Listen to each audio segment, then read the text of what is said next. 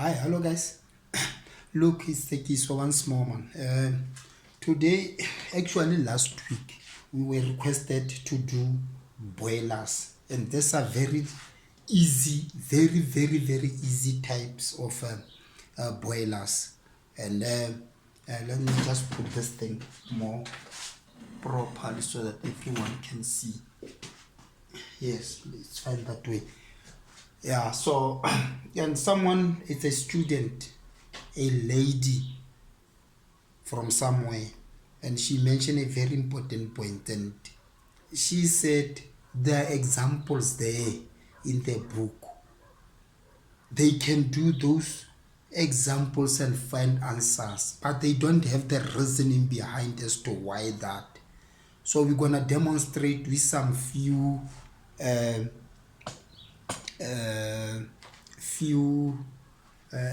examples, and then I'm gonna read this example while I'm giving you time to write it down, and then we solve it. But before we solve it, there's a some 5 to 10 minute theory I wanted to take you throughout as to what's happening in practice, and show you the sketch, the function of the component in a boiler, where the steam is produced, where is the outlet, where is the entrance of, and so on. Right. And it says what? It says a steam boiler generates 5,000 kilogram of steam at a pressure of 2,000 kilopascals. At what? The temperature of the steam is 350 degrees Celsius, while the temperature of the supply water is 47.7 degrees Celsius. Now, the thermal efficiency of the boiler is 83%, while its heat value is 46 megajoules per kilogram. And the generated steam is delivered to a turbine, which develops a power of 500 kilowatts and discharges the steam at a pressure of 170 kilopascals and 2% wet. That question is straightforward. Calculate the mass of fuel consumed per hour and the decrease in enthalpy in the turbine, which is converted to work done. If the outlet steam is used for process heating, very important, determine the heat transfer available per kilogram outlet steam above 47.7 degrees Celsius. Now guys, look, as you would like to know, the reason why sometimes I run away from these problems is because of they are long and I don't have space. That's the only problem. It's not like I don't answer. So I'm gonna give you 1 minute to finish writing it, or at least you'll go stop the video, write it down, and see before before you continue to check the problem, because I have to delete it, because I want to show you something that's very easy marks. These are problems that you don't even have to look at when you go to the exam. You study to understand them. That's the advice I can give. And they are very easy. They are very easy. I don't know whether I've got a temperature enthalpy steam tables here. I don't know whether I have such. No, I don't. Yes, I have. Yes, I have temperature enthalpy steam tables. Look, first of all, before you attempt that problem, you have to know what is the boiler. The function of the boiler, it transfers the heat and the thermal energy of the fuel burnt to the water that is in the boiler with both safety and maximum efficiency. It transfers the heat, it transfers the thermal energy of the fuel to the water with both safety and maximum efficiency. And how does a boiler work? Look, this. Let's assume this is a tank, and in practice we call it a hot well tank. Why a hot well tank? This is where the water that's gonna be used in the boiler to produce steam is pre-treated. That water has to be pre-treated, and so next to it here, as you will remember, we've got what is so called a water treatment plant. But for now, I want to be straight. I don't want to go there. And that water, the water in the boiler, remember, it also, apart from producing the steam, it has certain function. For instance, it has to ensure that there is no explosion. So there must be positive circulation and so on, and it must be treated. Remember, the water from somewhere, it has small particles, so there are I will have to find for you what is the by parts per million the particles in the water should have for the circulation to be proper, so such that there is no explosion. So, and you must also know the boiler works with high pressures. So for that reason, you need a water pump to raise the pressure of the water in order for it to get it into the boiler. That's why that pump is there. This is the hot well. Why? To pump water in it so that it should be pre-treated before it is pumped into the boiler. And then the water works with high pressures. That is why we use a pump to raise its temperature before this pump it into the boiler. Now, it goes up. That point there, that pump there, we can call it an economizer. The water normally is pumped from the hot well, into the economizer. Why? Well, in order to save fuel. Remember, when a boiler is in use, there is a heat that is lost. So we are trying to recover that heat as much as possible. But we don't just recover it like, hey, I've taken, no. We use it for other processing, useful processes. So for the water that has pumped into the economizer here, it has to reach the evaporator, this part we call it the evaporator. The water that is pumped, the water that flows from the economizer into the evaporator, in order to save fuel, it must reach the evaporator or the boiler at a nearly boiling temperature. It's like at home, man, where you want to cook pop up fast. What you gonna do? You're gonna pour water in the kettle, and when that kettle boils, then you pour it into the pot. Why? The kettle get water to boiling point very fast, unlike a water that is in the pot.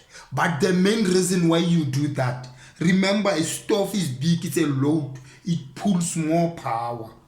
So you save electricity such that everything should happen fast. So you use kettle, why? It boils water fast, then you pour it into a pot. I've always seen my mom done that during my high days. Right?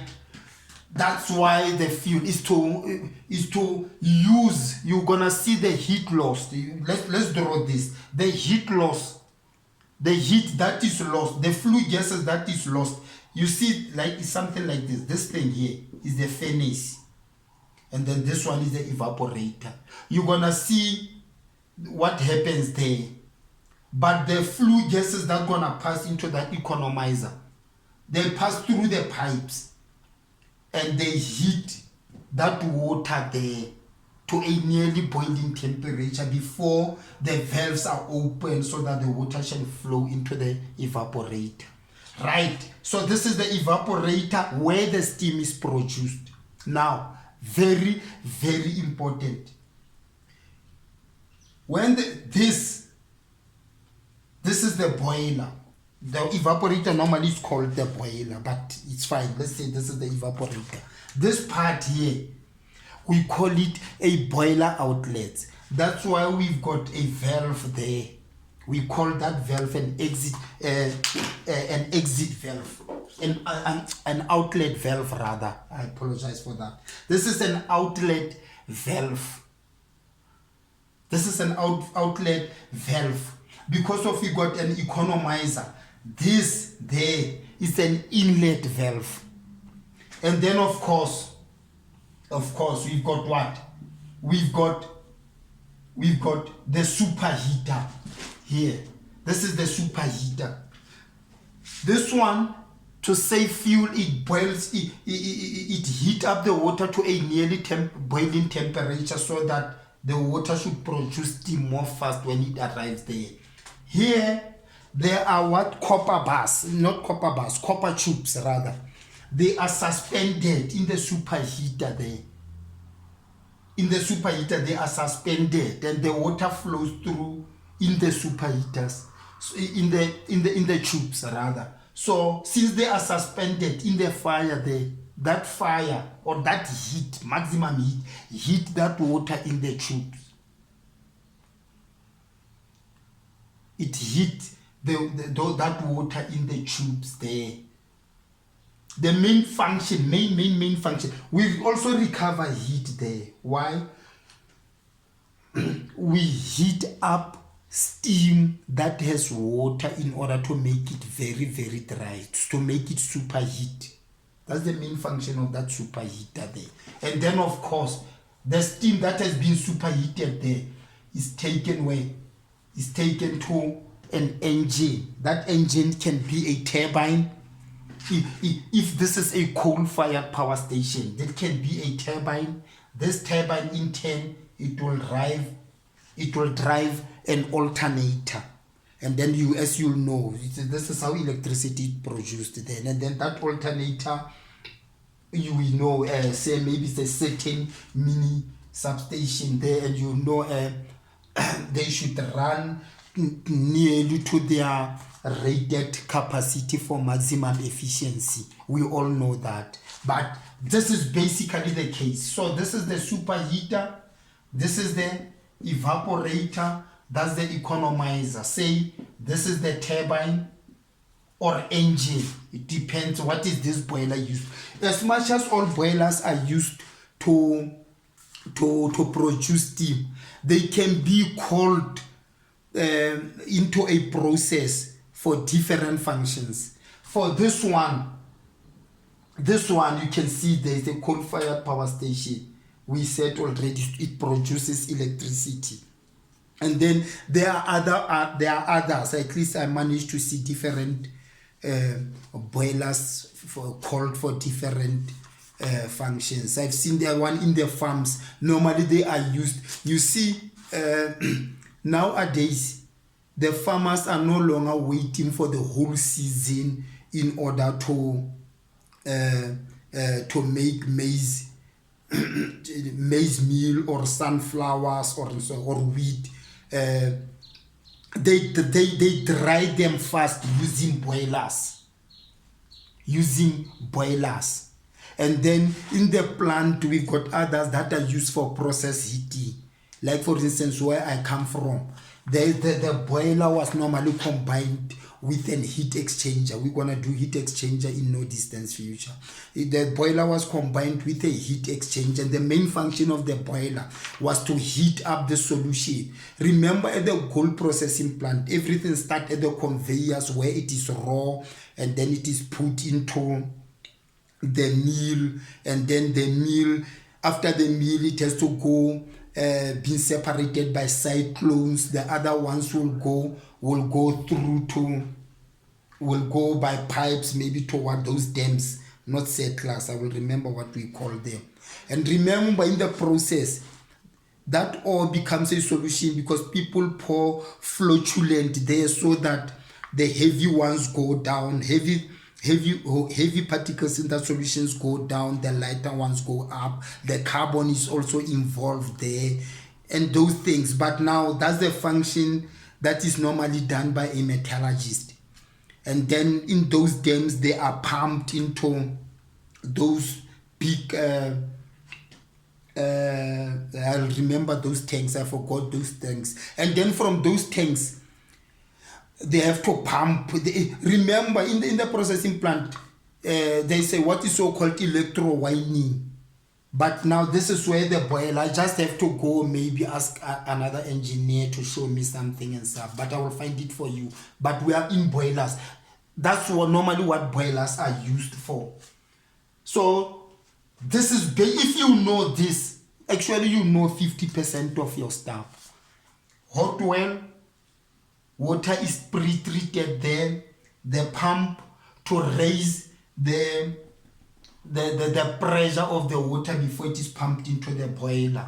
There, the economizer heat up that water to a nearly boiling temperature in order to save fuel, such that you shouldn't use more fuel there to raise the water from 0 to 100 degrees. Then you produce steam. When it arrives in there, it's already to a nearly boiling temperature, so you use less fuel there. There you heat up, you give the steam. This is wet steam. The steam that is produced there is very wet, so you give it more energy there by adding energy. Now here, this H1, let's call it an enthalpy of feed water, and it is equal to what? It is the specific heat capacity of water multiplied by the temperature of water. This is the entrance. This enthalpy enters there, and then it exits there. This is the enthalpy. Let's call it an enthalpy of hot water. Why? The water is hot after it leaves there. It's not boiling, but it's hot. And still, it is a specific heat capacity multiplied by T2. The temperature. The temperature of the water is no longer the same as when it was at room temperature. If it was 15 here, possibly it will be higher there. So that is why I write to T2 there, and then this is T1. Here, this is, we're going to have H3. This H3, it can be equals to Hg. And it is equal to what? It is HF3 plus the dryness fraction. We can use X or Q multiplied by HFG. This HFG, we call it enthalpy of evaporation. Evaporation, why? The water is boiling in there, so it produces steam. So the water evaporates. That is why it's called G. It is the enthalpy. G stands for gas. It is the enthalpy of gas. Why? The gas is produced, but that gas is wet. It's wet, and it enters there as G. So you have to add energy. The H soup is equal to Hg. This is Hg there, but you have to add energy to make it dry, which is the temperature of superheated steam minus saturation temperature. You want to understand? We're going to demonstrate that with an example in due course. It's something like this. You did this from lower levels. The temperature, this is the enthalpy, okay? Let's do it this way.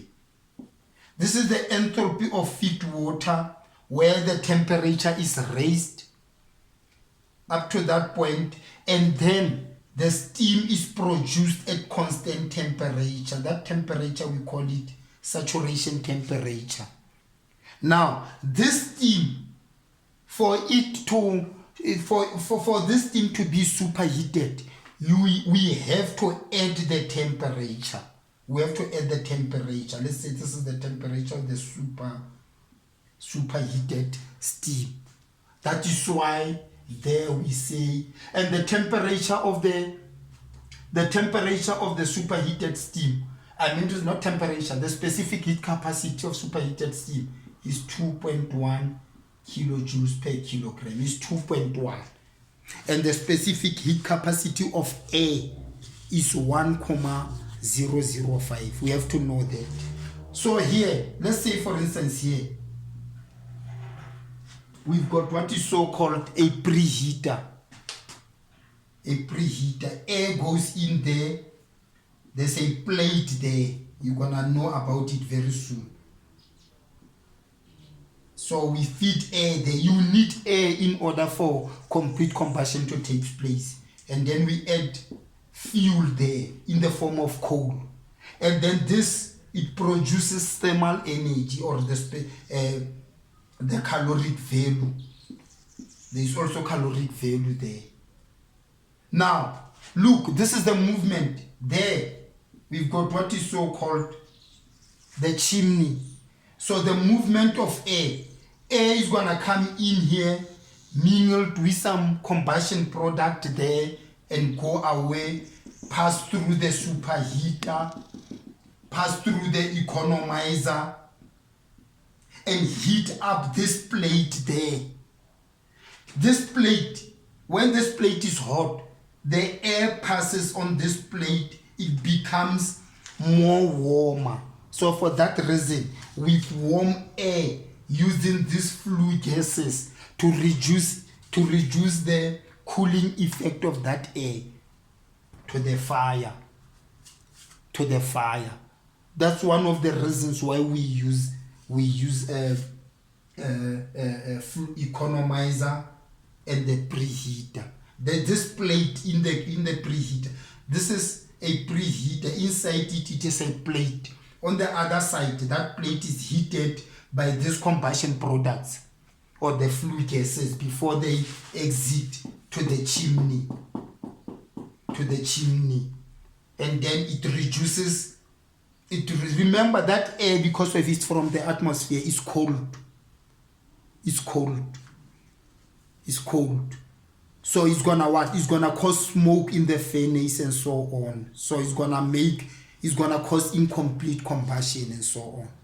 So we want it to be reasonable so that it shouldn't even absorb more heat. Remember, we've got a more colder substance absorb more heat from the warmer substance. So if that air arrived in the furnace being colder, it's gonna absorb more heat than the heating surface of this particular furnace.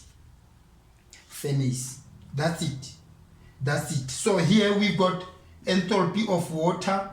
Here we've got enthalpy of evaporation. Here we've got enthalpy of dry saturated steam. But after all the steam has been heated, we've got enthalpy of superheated steam. I think that's what I wanted to explain to you before we can take that problem. That problem should now be very easy. This is what you should. This is the only that problem that we wrote. Actually, it only needs this information. Let's attack that information. Let's attack that problem now. Rather, let's attack that problem.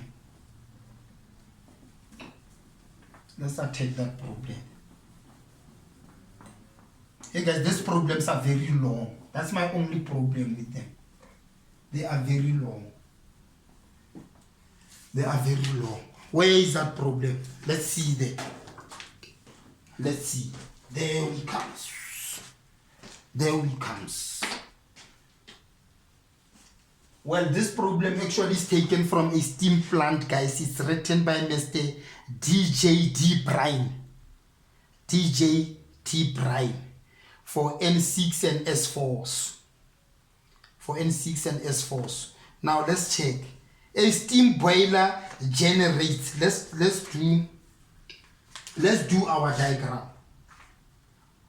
A steam boiler generates 5,000 kilograms of steam at a pressure of 2,000. The temperature of the steam is 350, while the temperature of the supply water, feed water, here is our economy hot well. Here is the pump that pump the water into another part of the boiler. Okay, van Stryer, let's continue. And then the temperature of the water here, it's 47.7 degrees Celsius. Now, remember here, guys, we are dealing with possibilities and interpolation. What you might get, it might be just slightly different from me. Now, what you're gonna do? We can say here the specific heat capacity of water, which is 4,187 multiplied by 47.7 degrees is equal to what? Or we can go on the steam chart, on the steam enthalpy of steam tables at that temperature there and see what is the temperature there. Let's see. So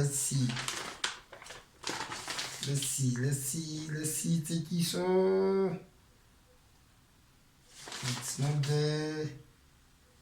Hey guys, I'm really struggling with my eyes. 47.7 degrees. Enthalpy of feed water there is 200. There is equal to 200 kilojoules per kilogram.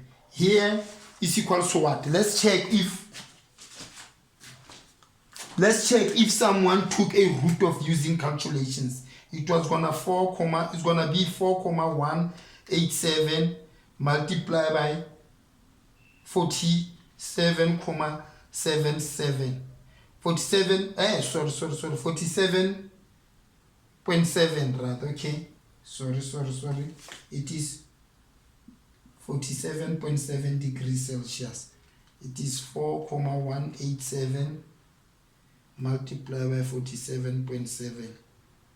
Is 199.8 degrees Celsius. And take it from me, this is 200. You won't get it wrong.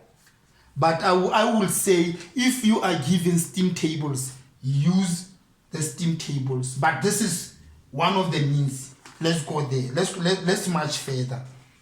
We are done on that one. And then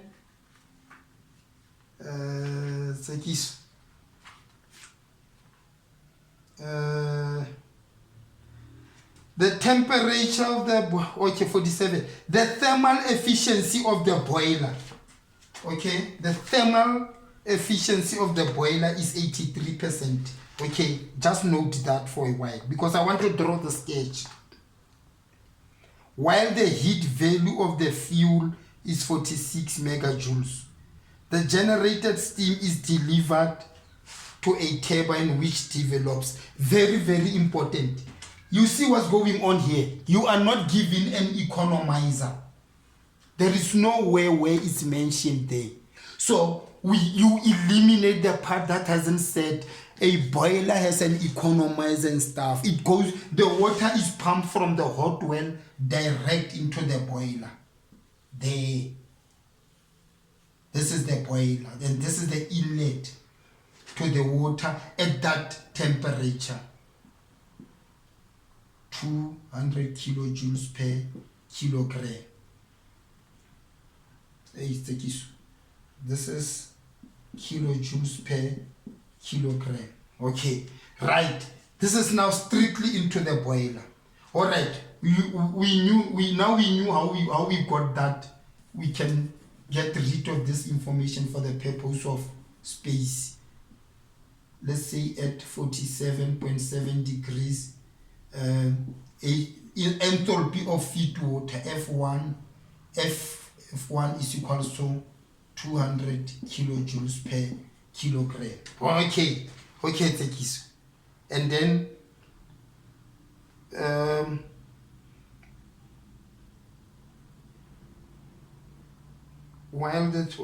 the generated steam is delivered to a turbine.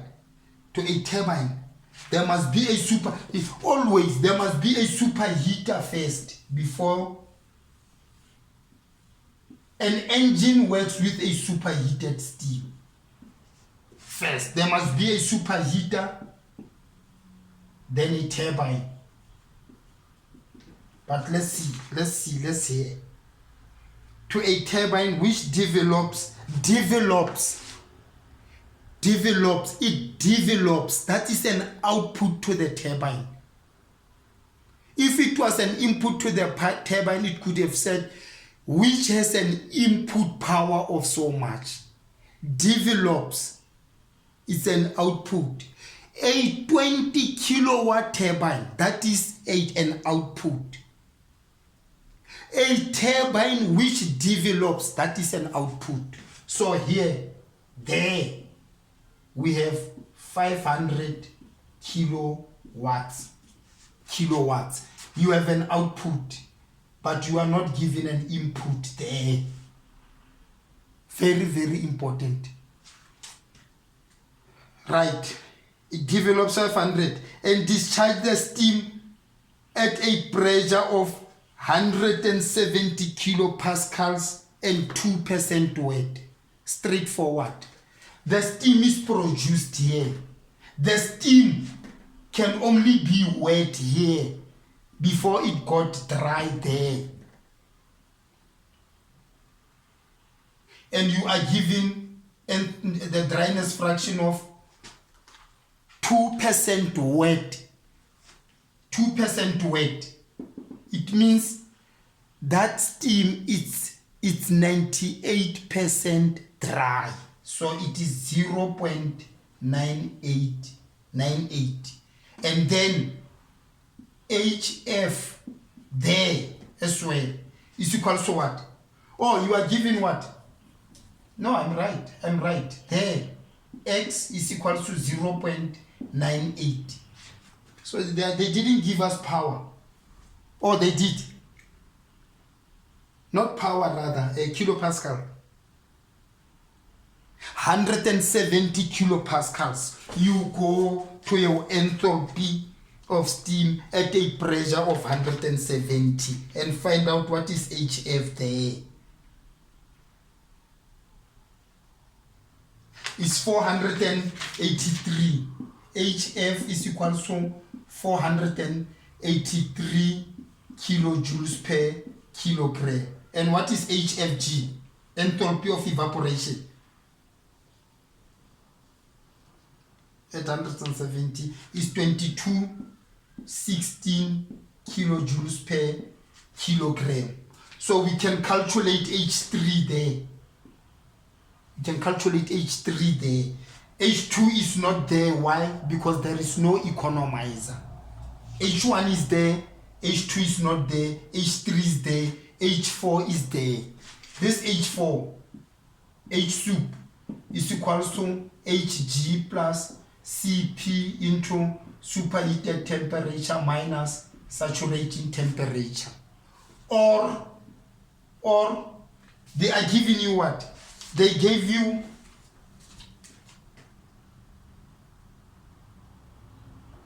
at 2000 kilopascals, the temperature is 350. You go to a temperature of superheated steam. You got the information for wet steam, you don't have an information of superheated. You go to you go to the superheated steam tables. Steam, superheated steam. Superheated steam, right, at a pressure of 2000 or a temperature of 350. Let's see.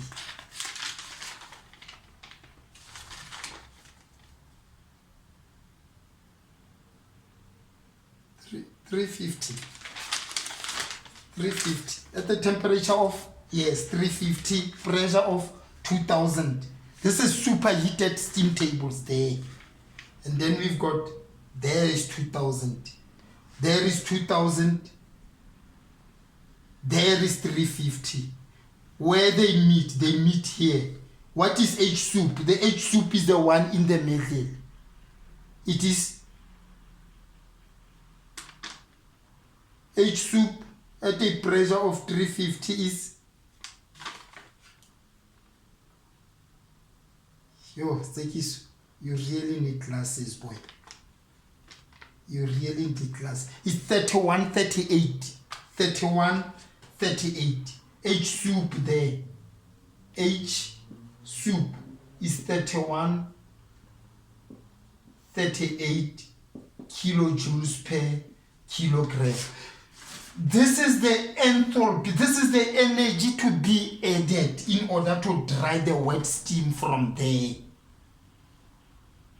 That's what this thing says. But what is this? So H3 is equals to 483 HF plus X multiplied by HFG. X is how much? Is 0.98 multiplied by 2260. Is equals to what? This video is long.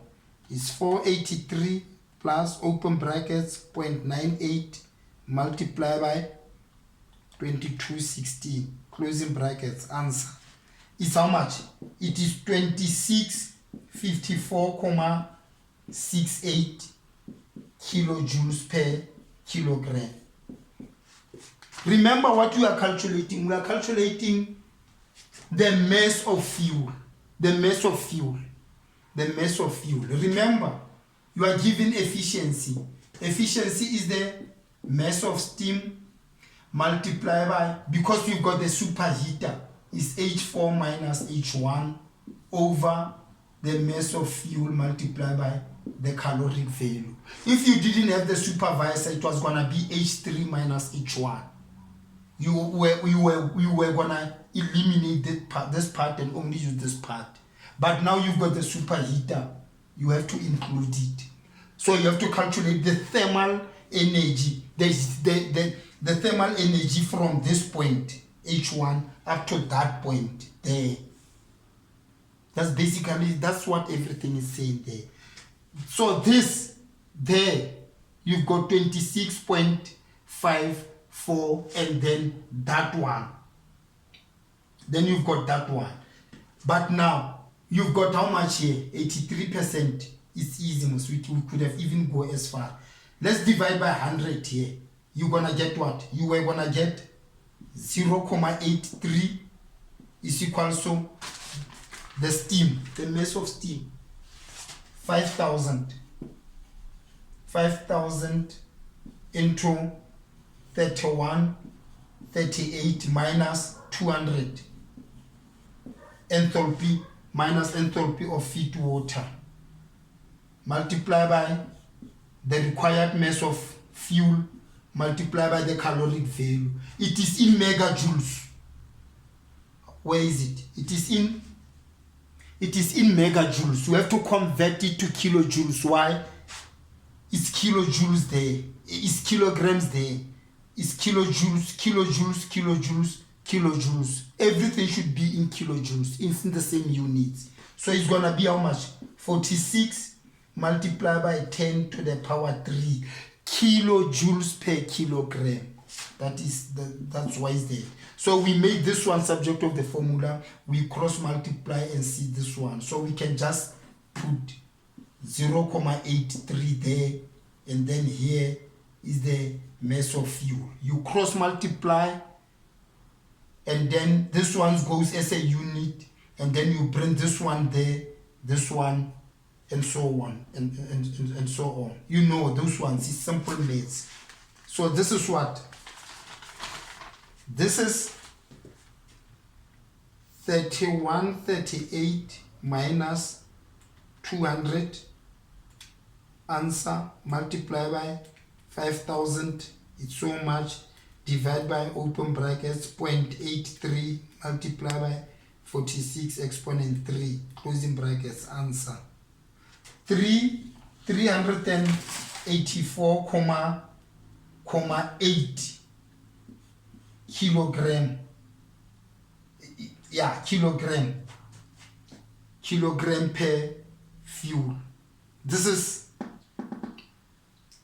basically the case. And what did they get there? Yes, kilogram. Remember, it was, you were requested to calculate it in hours per hour. You've got that one. And then you were requested to calculate what as well? Calculate the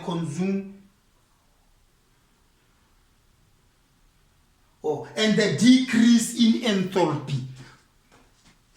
This thing is wet.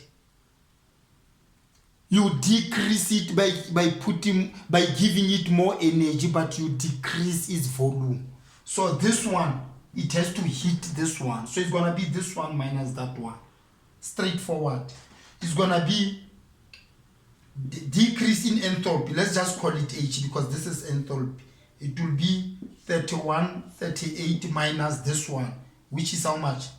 2654,68. And you get how much? You get 3138 minus 2654,68 is equals to 483.32 kilojoules per kilogram. This is the decrease. This steam has been superheated. The only thing there that's gonna move past the superheater, it's 483.32, and this is the enthalpy that's gonna be converted into the work done. So now then that we've got this, it stands to reason that we can get an input there. Let's do it.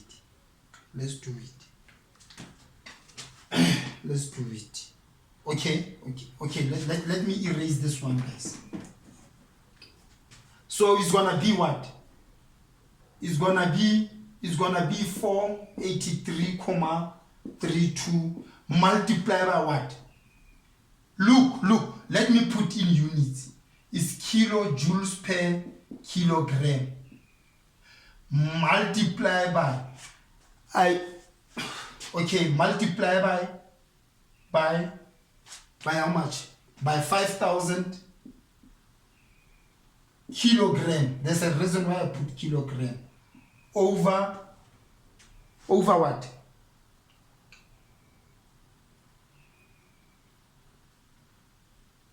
$5,000 over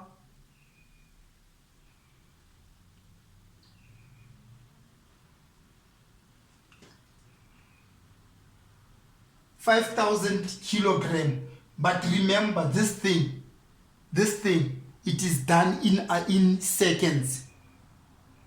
In an hour, really. An hour causes 3,600 seconds.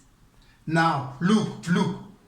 Let me put it this way. This is kilojoules over kilogram.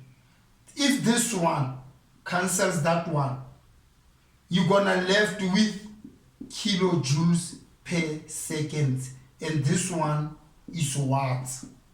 It's power. That's what I wanted to show you, basically. I'm sure you have realized it. So you've got what? That you've got 483.32. 483.32 multiply by 5,000 kilogram divided by 3,600 is equal to what? It will be now power is equal, the input power there is equal to 671.28 kilowatts.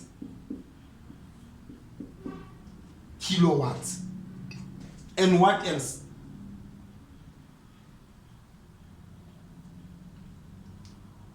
And calculate the enthalpy which is converted into work done. This is the enthalpy which is converted to work done. But remember, efficiency of the turbine is P out over PE, which is 500 over 671.28. And it's equal to what? It's equal to 500 divided by 671.28 multiplied by 100. It's equal to what? 74.5%. What does that mean? Only 74.5% of the steam of the steam that has been produced by this boiler is converted into the work done. That's what that statement, that question says. Which is converted, the turbine, the enthalpy in the turbine which is converted to work done, converted to the work done. That's basically what that thing says. And then it says what? If the outlet steam, always the outlet is there at the boiler or at the evaporator. If the outlet steam is used for process heating, we mentioned that the boiler can be called for many uses. This one is called for process heating. It means in the gold processing plant, that boiler has to heat a solution. The solution from bronze, those are bronze tank, from bronze tank, and then before it goes into the electro-winding, there must be a heat exchanger somewhere where that boiler is gonna heat that solution to 120 degrees, and then after heating it to 120 degrees, before that solution goes into the electro-winding, it has to be reduced. The heat exchanger does that work, and it reduces that 120 or 100 and something to 80 or 90% and so on. To 90 degrees. Yeah, 90 degrees. 90 degrees. So basically that's what the case is. So it says calculate, or if the outlet steam is used for process heating, determine the heat transfer available per kilogram above 47 degrees. 47 degrees is here. This is 47 degrees. So what is the energy? Calculate the energy in the economizer. It will be the enthalpy there. The enthalpy there. We calculated it, I think. And we found it to be how much? We found it to be 2624.8. So there minus that one, that will be the enthalpy in there.